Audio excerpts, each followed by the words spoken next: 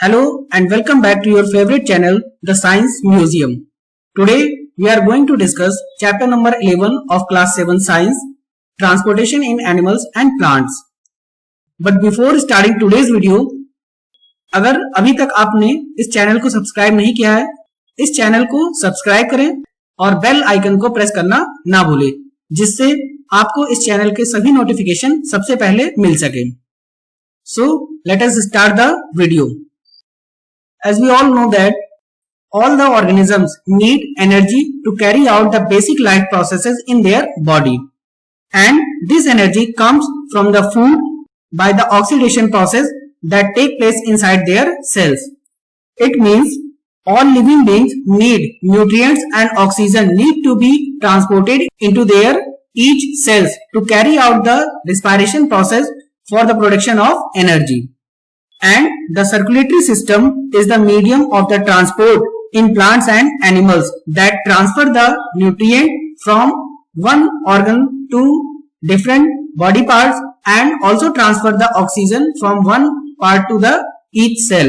And both plants and animals also have some waste material that are produced during different life processes in their body need to be removed from their body, and this is done by the excretory system that is present in our body that help us to remove the harmful substances from our body. So in this chapter we shall learn how these two systems, that is circulatory system and excretory system, function efficiently to facilitate transport in animals and plants. So let us start. So first of all, let us understand the meaning of circulatory system. The circulatory system carries the blood from the heart to different parts of the body and also bring back it to the heart again. The human circulatory system mainly consists by heart, blood and blood vessels. So let us understand about the different organs that are present in the circulatory system. First of all, let us understand about the heart. What is heart? The heart is the most sensitive part of our body, and heart is a four-chambered muscular pumping organ which is located in the chest cavity slightly toward the left, and the main function of the heart is to pump the blood into different body parts and also bring back it from the all over the body to the heart. The size of the heart is nearly equal to that of our fist.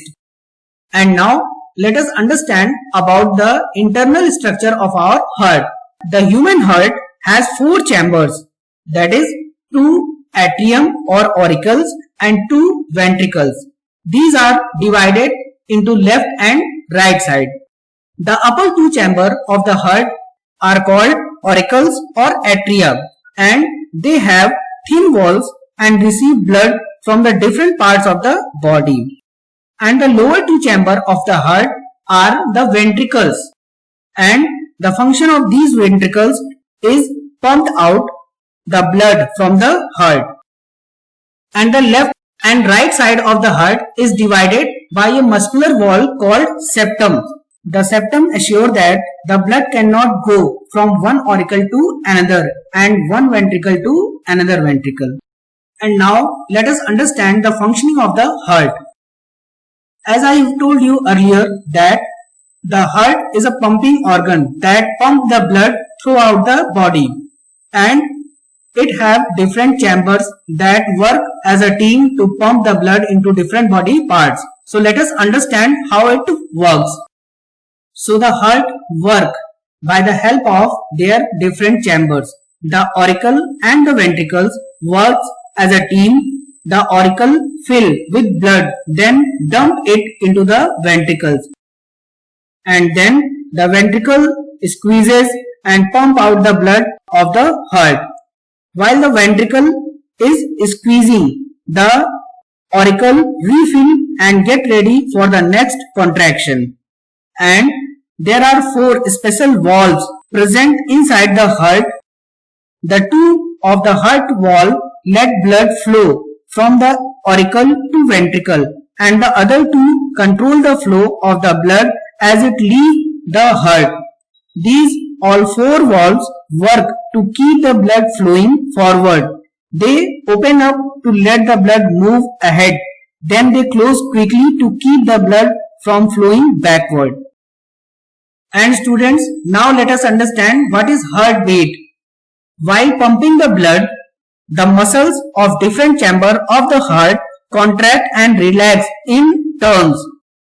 The contraction and relaxation of the different chambers produces a thumping sound, and this sound can be heard as a heartbeat.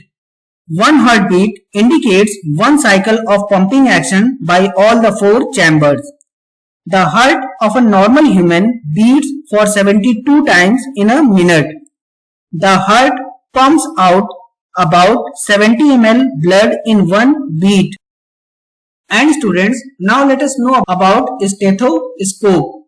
The doctors use a stethoscope to listen to your heart. It amplifies the sound of the heart, and it consists of a chest piece with a diaphragm and two earpieces and a tube joining the parts.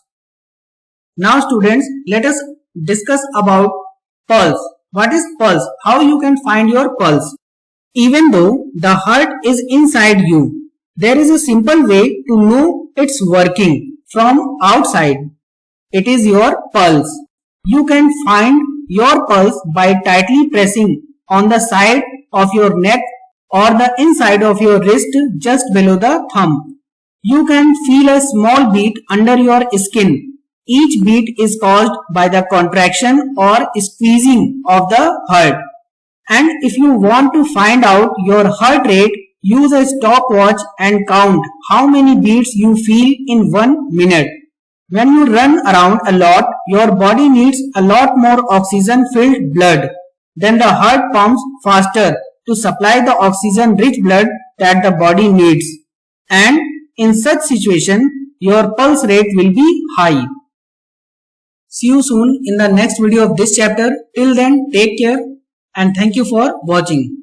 But don't forget to subscribe this channel and like the video. Thank you.